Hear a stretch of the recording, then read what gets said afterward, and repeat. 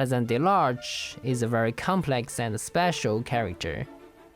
He challenges our understanding of morality. Violence and sexuality seems to erupt from his very soul.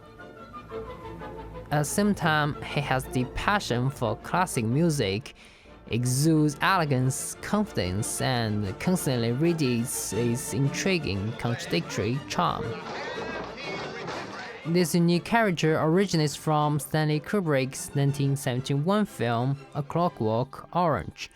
Upon its release, this film sparked controversy due to its explicit depictions of violence and sexual content. Despite this, the film received critical acclaim for its highly stylized artistic expression and thematic depth. The boy has no real choice, has he? Today, we'll dive into the source of Alex's charm, exploring the fascinating mystery of his character from cinematic techniques and performance. She was breathing, I swear it. The use of shot size in film is a critical aspect of storytelling. It impacts how the audience perceives and interacts with the narrative, characters, and the setting. In the early parts of this film, the shot size used to Alex are very distinct from those used for other characters. Particularly in the first few minutes of the film, Alex's appearances are almost always accompanied by close-up. They are mainly used to emphasize Alex's strength and dominance, creating a contrast with the other characters. The opening scene is a prime example. Accompanied by tense music, it's as if Alex's evil is piercing directly into the psyche of the audience through his eyes, and the iconic eye makeup becomes a symbol of character and the film itself.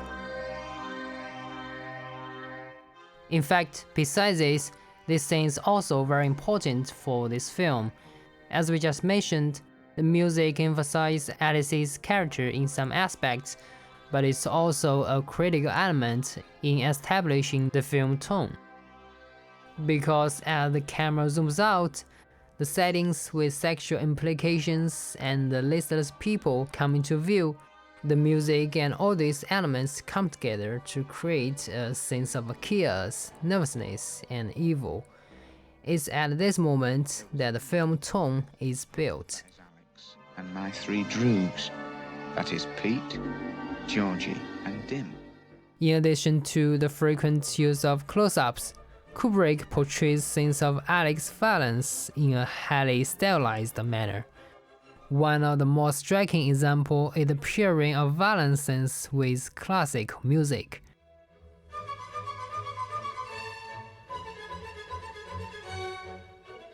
The dissonance between the elegance of the music and the brutality of the actions generates a powerful emotional response. It creates a disturbing yet compelling aesthetic that forces the audience to re-evaluate their perceptions of violence and art. That means when we watch it, we don't see it as just violence, because the lines between high culture and primal human behavior are blurred.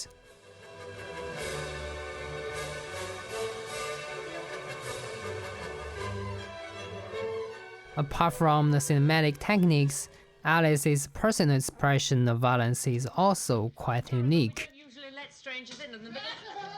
At the writer's house, Alex insults the writer's wife while singing and dancing.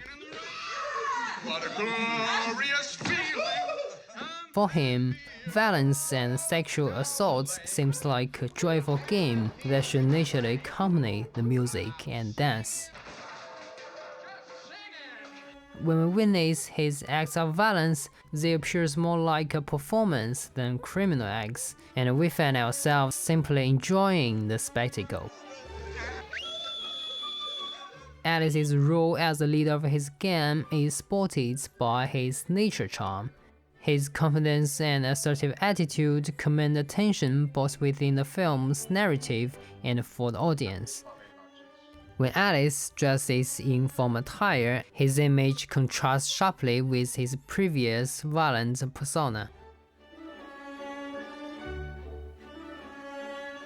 That's why he can casually pick up two girls at a record store and then bring them back to his home.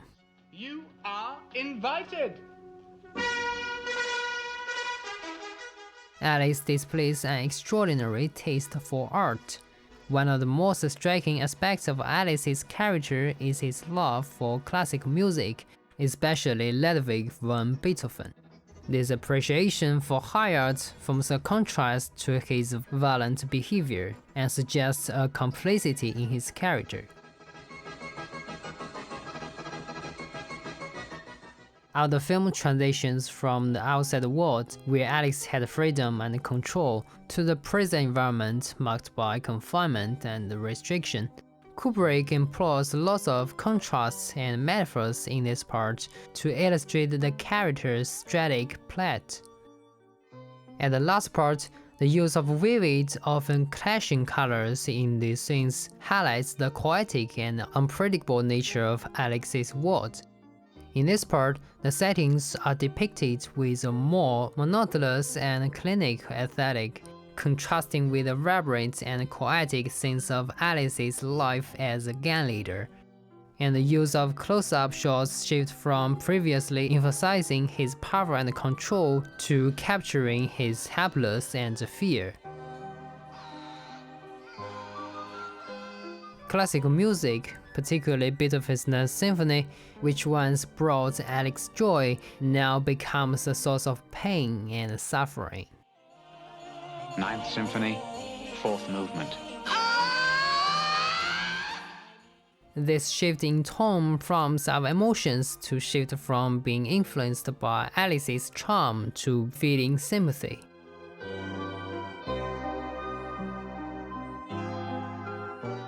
An easily overlooked detail is that Alex serves as the film's narrator. This is the real weepy and tragic part of the story beginning, oh my brothers and only friends. It offers us a glimpse into his psyche. His articulate and often poetic narration draws us into his point of view. This direct communication establishes a connection between Alex and the audience, rendering his character more fascinating and multi-dimensional. It's worth nothing that Malcolm McDowell's performance imbues Alex with magnetic quality. His facial expressions, body language, and delivery of lines all contribute to a screen presence that is compelling. McDowell's use of his eyes is particularly striking. He can convey a range of emotions, from mischief and malice to fear and innocence, often with just a look. The physicality McDowell brings to the scenes of violence is both balletic and brutal. His movements are choreographed in a way that makes the violence seem almost like a dance, which is both unsettling and mesmerizing to watch. Through the intricate use of cinematic techniques and narrative elements, Stanley Kubrick meticulously balances the grotesque and the elegant, the brutal and the refined, creating a character who is both evil and alluring.